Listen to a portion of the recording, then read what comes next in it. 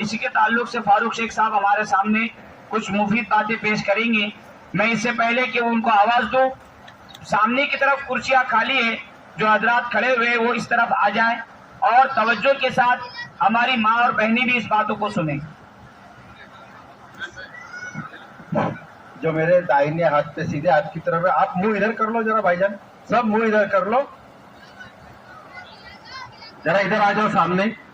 कुछ नहीं, आपके सिर्फ 5 से 10 मिनट लूंगा इंशाल्लाह। दूल्हे की बारात निकल चुकी है, दूल्हा और हमारे मौलाना भी आ रहे हैं यहाँ पे। ये बहुत सीरियस विषय है, हम इसको कोई बिल्कुल सीरियस नहीं लेते हुए ऐसा मदर जनाब थोड़ा इधर ले लो सबको, आपके बात सुन लेंगे सब। भारतवर्ष में देख रहे हैं कि वक्फ कानून के खिलाफ सब तरफ मुहिम चल रही है। लोकसभा में भी हमारे वक्फ कानून के संशोधन के खिलाफ 232 खासदारों ने वोटिंग किया, राज्यसभा में भी 95 खासदारों ने वोटिंग किया। ये झगड़ा कुछ हिंदू मुसलमान का नहीं है। आपने देखा कि हमारे हिंदू भाई उलट लोकसभा में 232 की तादाद में उन्होंने हमको मदद की, तो राज्यसभा में 95 खासदारों ने हमारे को मदद की। क्योंकि वक्फ यानी अल्लाह की राह में, अल्लाह के वास्ते, अल्लाह के लिए दी हुई वक्फ। तो ये सब कुछ जगह, ये हमारे ईदगाह, कब्रस्तान, खानकाह, जितनी भी जगह ये अल्लाह की राह में जो दी जाती, जो वक्फ होती है, वो अल्लाह के वास्ते रहती है। अब उस अल्लाह के जमीनों पर, अल्लाह की मसाजिदों पे, अल्लाह के खानकाहों पे, अल्लाह के कब्रस्तानों पे अगर किसी की बुरी नजर हो, तो हमारा काम है कि उनको अल्लाह ने जो ताकत दी है, बोलने की ताकत दी है तो बोलने से रोको, ताकत दी है तो ताकत से रोको, वरना हम हमेशा बुराई को दिल में बुरा समझ के छोड़ देते। आपको इतना बता दूं कि ये वक्फ कायदा 1913 से लागू है हमारे इंडिया में। 1913 से ये वक्फ कायदा चालू है। 1923 में उसमें बदल हुआ, 1954 में उसमें बदल हुआ, 1995 में बदल हुआ और 1995 के बाद 2013 में बदल हुआ। इस तरह से ये कायदा बदलते गया, लेकिन वक्फ वक्फ रहा। वक्फ की प्रॉपर्टी को कोई सरकार ने हाथ नहीं लगाई, वो खानकाह हो, ये कब्रस्तान हो, ईदगाह हो, मसाजिद हो। लेकिन ये सरकार की बुरी नजर आपको पता है, ये सरकार जब से आई है 2014 से, इन्हें हमारा हिजाब छीन लिया, इसने हमारे बाबरी मस्जिद छीन ली, इसने हमारा ट्रिपल तलाक छीन लिया, इसने हमारा 370 छीन लिया। ये सब कुछ छीनने के पीछे, इसलिए दोस्तों और नौशन यहाँ आ जाओ आप। इसलिए आपसे मोहतबाना गुजारिश है कि इस कायदे के खिलाफ आप जहां जहां है, आप महाराष्ट्र से हो, आप मध्य प्रदेश से हो, आप गुजरात से हो, कहीं को भी हो, जहां जहां तंजीमें, ये all India Muslim personal law board इसके खिलाफ कार्रवाई कर रहा है। इसके लिए आपसे मोहतबाना गुजारिश है कि आप जहां है, जिस हाल में इस कायदे का, इस काले कानून का, इसको अपोज करो और इसके खिलाफ जाओ। और जब तक कि आप इसके खिलाफ नहीं जाएंगे, आप बोलेंगे कि कोर्ट में तो चालू है, अब तुम्हें क्या करना चाहिए, तो हमको जमहूरी तौर पे, लोकतांत्रिक तौर पे जो हमारे को लोग चाहिए, संविधान ने हक दिया है, उसके तहत हम वो काम करें और उसके तहत हम उसका अपोज करें। वक्त तो बहुत है, इसमें बहुत बोलने जैसी बातें, लेकिन अल्हम्दुलिल्लाह इतना पैगाम आप तक पहुंचा रहे हैं हम कि वक्फ कायदे के बारे में हम जहां जहां रहेंगे, जिधर जिधर रहेंगे, उसको हमको अपोज करना है और अल्लाह के वास्ते करना है। क्योंकि ये जो कायदा है, ये अल्लाह के जो वक्फ है उसके खिलाफ है। मैं ज्यादा वक्त न लेते हुए सिर्फ इतना ही कहूंगा कि हमारे मुफ्ती साहब भी थे, लेकिन इंशाल्लाह दुआ के बाद और आपसे गुफ्तगू करेंगे। मैं अपनी 2 बात यहाँ पे कहते हुए अपने इसको विराम देता हूँ। शुक्रिया।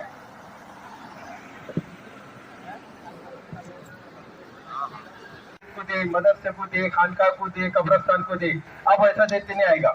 उधर कायदा लगा दिया कि आप जिसको जमीन वक्फ करने की होगी खुदा की राह में, वो सिर्फ अपनी जमीन में से 1/3 जमीन वक्फ करेगा, यानी 1/3 जमीन दे जाएंगी और बाकी की जमीन अपनी विरासत में बांटेगा। अब विरासत में कैसे बांटेगा? जो कुरान की आयत है कि लड़कों को कितनी दी जाए, लड़की को कितनी जाए, तो वो वैसा नहीं बोल रहा। वो क्या बोल रहा है कि 1/3 जमीन तुम देने के बाद, वक्फ करने के बाद, जितनी जमीन तुम्हारे पास होंगी, प्रॉपर्टी जो होगी, देवरात होंगे, वो दोनों तीनों में तुम सेम बांटेंगे। जबकि कुरान की आयत क्लियर कट है, या मुफ्ती साहब बैठे हो बताएंगे कि हमारी प्रॉपर्टी डिस्ट्रीब्यूशन के लिए हमको बताया है कि अगर इसको दवाने हैं तो इसको चारानी है, माँ का कितना आके बेटे का आगे, इसने हमारा वो कायदा भी उसमें खत्म कर दिया। इसके लिए वो अपोज है। दूसरी सबसे बड़ी बात ये कहा उन्होंने कि जो वक्फ करेगा वो 5 साल का मुसलमान होना चाहिए, यानी उम्र की 5 साल नहीं, वो मुसलमान होकर उसने 5 साल जिंदगी इस्लामी तरीके से गुजारनी चाहिए। अभी हम पैदा हुए, मैं आज 64 साल का उम्र का होगा, अभी वो मेरा वेरिफिकेशन करेगा कि मैं 5 साल से इस्लाम के तरीके पे है कि नहीं, मैं नमाज पढ़ता है कि नहीं, रोजा रखता है कि नहीं, जकात देता है कि नहीं, हज को गया कि नहीं, ये देखेगा। वो सर्टिफाइड होगा मैं कि हाँ ये इस्लाम पे चलता है, तो मुझे वक्फ कर देंगे। आपको समझना कितना सीरियस है ये चीज। अरे हम जब पैदाइशी मुसलमान है तो हमको तो कौन होता रोकने वाला, हम वक्फ को दे।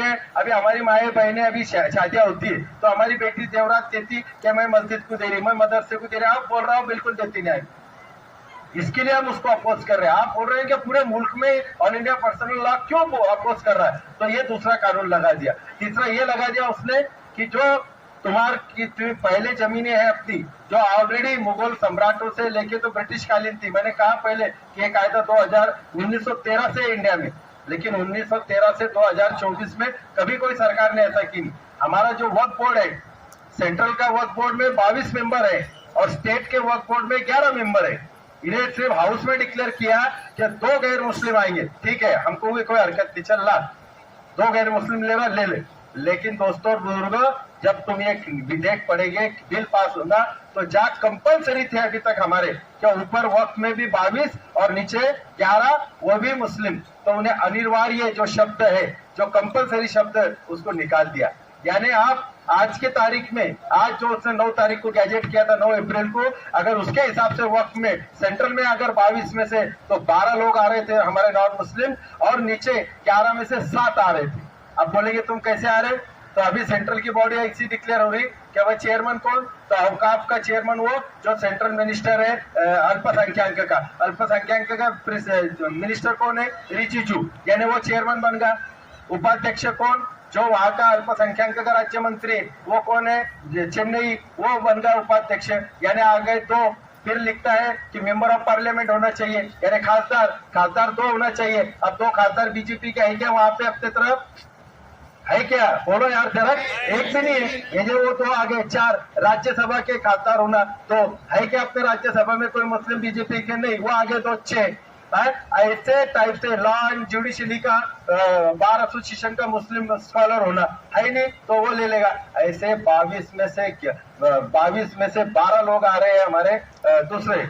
और इधर स्टेट में वही हाल है। हमारा अध्यक्ष भरने, जो आज का हमारा अल्पसंख्यक मिनिस्टर है, वो अध्यक्ष बनेगा। राज्य मंत्री हमारी वो मैडम है गैर मुस्लिम, वो उपाध्यक्ष बनेंगी। हमारा एमएलए मुस्लिम का बीजेपी में कोई नहीं है। हमारा एमएलसी विधान परिषद का कोई नहीं है, या आगे इवन हमारा सीईओ जो रहता था हमारे महाराष्ट्र का, आप यहाँ पे एमपी के लोग ज्यादा है, वो सीईओ जो कंपलसरी मुस्लिम होना चाहिए, उसको भी वहां डिलीट कर दिया है कि एडिशनल कलेक्टर रैंक का आदमी जो रहेगा वो बन सकता है यहाँ पे। यानी आप देखो कि कोई भी स्टेट में का सीईओ जो कंपलसरी होना चाहिए वो भी नहीं होना चाहिए। यानी ऊपर भी बोर्ड में भी हमारा बहुमत नहीं रहेगा, वो जो कायदा बोलेंगे उसमें।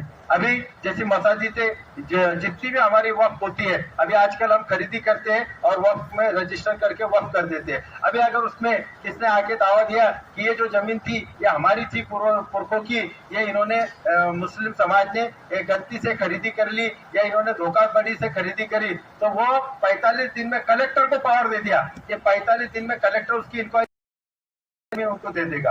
यानी गई हमारे हाथ में से जो हमने खरीदी करी थी, जो वक्फ करी थी, वो गई। अभी जितनी भी आप खेड़े पाड़े की भी लोग होंगे यहाँ पे, आप देखो आपके कब्रस्तान पे लिखे रहता ग्राम पंचायत की इसमें या गांव उतारा में या पड़ाव में या उसमें कि ये नगर पालिका की जमीन है, ये इसने मजहब के को दिए ले, मुस्लिम कब्रस्तान को दिए ले, तीरस्थान को दिए ले, वो सारे जमीनें टोटल ये कायदे के हिसाब से जमा हो जाएंगे सरकार की तरफ। कहाँ गाड़ेंगे हम, कहाँ गाड़ेंगे हम? आपको किसको इसमें सीरियसनेस नहीं समझ रहा कि हमारे कब्रस्तान भी हमारे से निकाले जाएंगे, फिर हमको जगह लेना पड़ेंगे 7x2 की खरीद के, हमारे घर वालों को जिसका इंतकाल है उसको गाड़ना पड़ेगा। मसाजिद ऐसे ही चले जाने वाली है, हर एक मसाजिद में वही आने वाला है कायदा। जब हम हय्या अल फलाह बुलाते तब जाते नहीं नमाज को, तो जब टैक्स लगेगा हमारे पे तो हम कैसे जाएंगे? तो आप इस पे सीरियस हो जाओ कि वाकई में कितना। आप ये सोच रहे क्या होगा, करेंगे ना वो ऑल इंडिया पर्सनल लॉ करेंगे, मेरे को क्या करना है, जो होगा होगा। दोस्तों और बुजुर्गों, अल्लाह ताला ने ये तुम्हारे को आखिरत में पकड़ूंगी कि जब मेरी जमीन, मेरा घर, मेरे कब्रस्तान, मेरी खानकाएं वो ले रहे थे, तो तुमने क्या कोशिश करी? तो आप कम से कम इतनी कोशिश कर सकते हैं कि आप जहां कहीं भी हो, जहां जलगांव शहर में भी एक नहीं दो नहीं बहुत से लोग काम कर रहे हैं कि भाई आओ एक जगह मिल के बैठो और एक जगह इसके अपोजिशन करो। आपने देखा कि वक्त बचाव समिति के मार्फत भी काम चालू है, वक्त समन्वय समिति के मार्फत भी काम चालू है। अल्लाह चाहे उससे काम करा लेता है। आपने देखा कि हाउस में अल्लाह ताला ने हमारे गैर मुस्लिम खासदारों से काम करा लिया। आपने देखा कि परसों के दिन सुप्रीम कोर्ट में हमारे गैर मुस्लिम 4 वकीलों से काम करा लिया। आपने देखा कि जो 3 जजेस है अल्लाह ताला ने वो तीनों नॉन मुस्लिम जजों से हमारा काम करा लिया। तो जब अल्लाह ताला चाहे उससे काम करा सकता है तो ये देखो कि आपकी पकड़ होना है, मेरी पकड़ होना है कि मैंने अल्लाह की दी हुई जो वक्फ की जमीन थी उसके लिए क्या करा, मैंने क्या कोशिश किया। आप रास्ते पे आना पड़ेगा। मैं ये नहीं बोल रहा कि रास्ते पे आके पत्थरे मारो, आपको रास्ते पे आके जो संविधानिक तरीके